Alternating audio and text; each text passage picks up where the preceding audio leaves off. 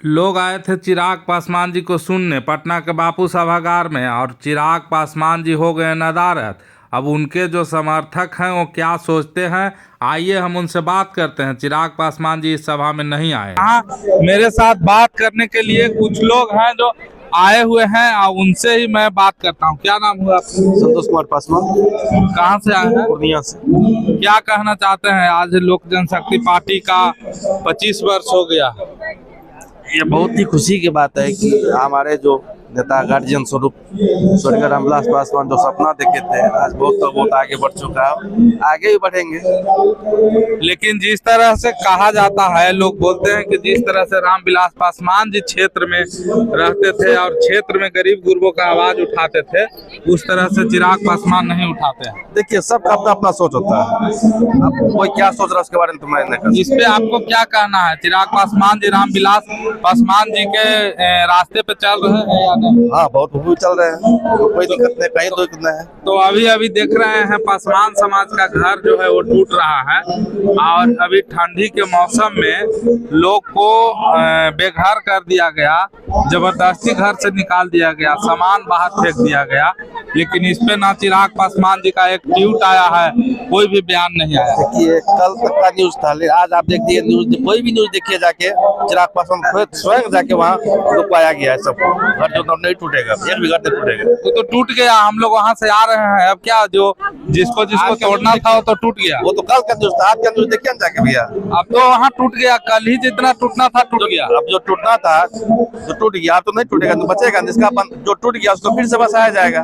तो वो लोग को पहले से ही चिल्ला रहे थे, लेकिन उनको आवाज को सुनने वाला कोई नहीं। चिराग पासवान स्वयं बोले कि जिसका घर टूट गया उसको फिर से घर बना के उसको बसाया जाएगा, जमीन देके बसाया जाएगा। अच्छा, ये बताइए, जो गरीब आदमी घर बनाए हुए है, क्या उसे इस तरह से जमीन ध्वस्त कर देना सही बात है? अब देखिए क्या है, नहीं इसकी मुझे पूरी जानकारी नहीं है, लेकिन मैं इतना जानता हूँ, अगर किसी पासवान समाज का घर वहाँ टूट रहा है या वैसी कार्रवाई होनी है तो निश्चित रूप से आदरणीय चिराग जी आगे आएंगे और उन दलितों की मदद के लिए वो आदरणीय मुख्यमंत्री जी से बात करेंगे। टूट नहीं रहा है, टूट चुका है, वो लोग बेघर हो गए, अब तो लोग बाहर में आ गए। कुछ ऐसा हो सकता है, लेकिन पूर्ण रूपेण मुझे जानकारी नहीं है उतना। जितना आप कह रहे हैं, आपके माध्यम से भी हम जान रहे हैं, लेकिन सोशल मीडिया पे पूरा वायरल चल रहा है। देख रहा हूँ, मैंने भी देखा है, लेकिन लीगल प्रोसेस क्या है इसकी पूरी जानकारी नहीं है।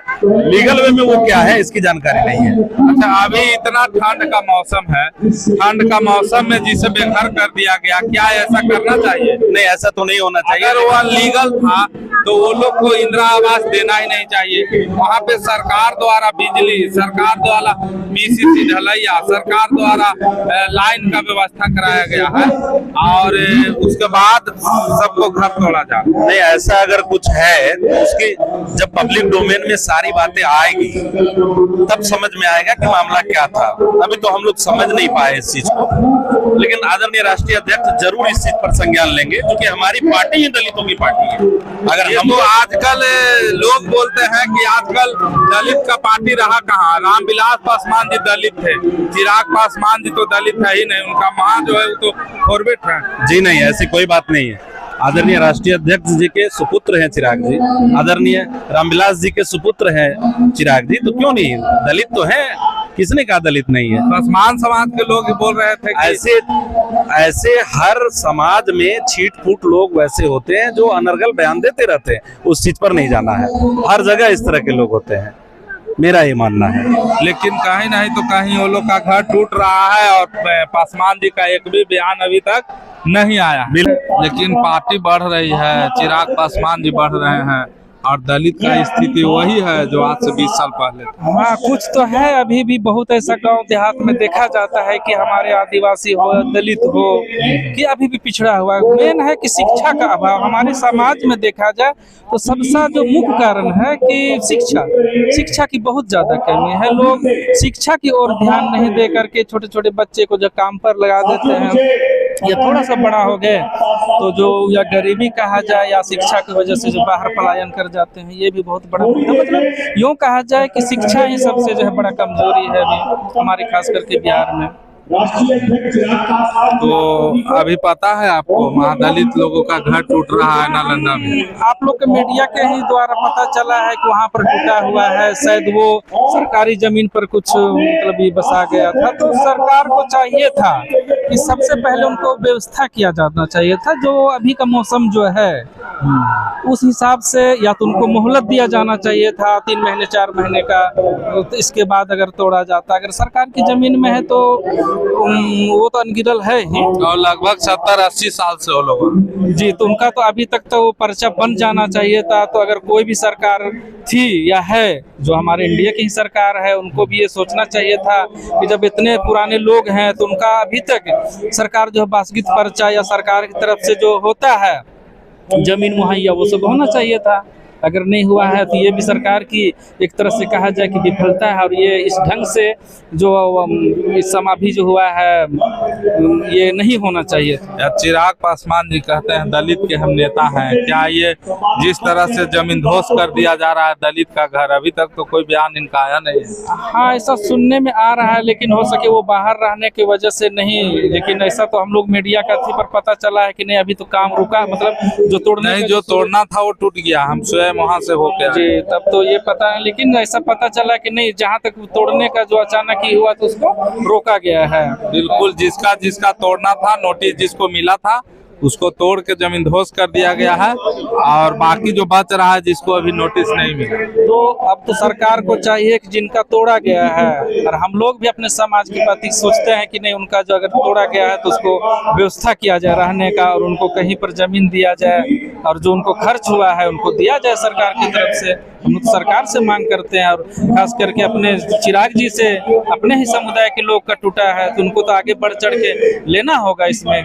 लेकिन अभी तक एक ट्वीट भी नहीं किया। ये होना चाहिए ट्वीट, जो अपने समाज के लोगों के इस तरह से हुआ है तो कोई भी रहे जब अपना। इसीलिए तो लोग बोल रहे हैं कि जिस तरह से रामविलास पासवान जी दलित लोगों का आवाज उठाते थे, उस तरह से चिराग पासवान जी आवाज नहीं उठाते हैं। कहीं नहीं तो कहीं रामविलास पासवान जी दलित थे, लेकिन चिराग पासवान जी का जो माता जी हुए हो तो दलित है नहीं, इसलिए ये दलित का आवाज नहीं उठाते हैं। नहीं, वैसा बात नहीं है। देखिए, जो हमारे पुराने नेता थे, कोई भी रहे, जो आज से पहले का नेता को लोग को लिया जाए, वो एक समाज के प्रति, लोगों के प्रति एक जुड़ाव था। लेकिन आजकल के नौजवान या हम रहे, आप रहे, लेकिन वैसा ढंग का नहीं हो पाता है, क्योंकि हम लोगों ने वो गरीबी नहीं देखी है। लेकिन वो पुराने नेता जो थे इतनी गरीबी से उठे थे तो उनको हर चीज का समझ था।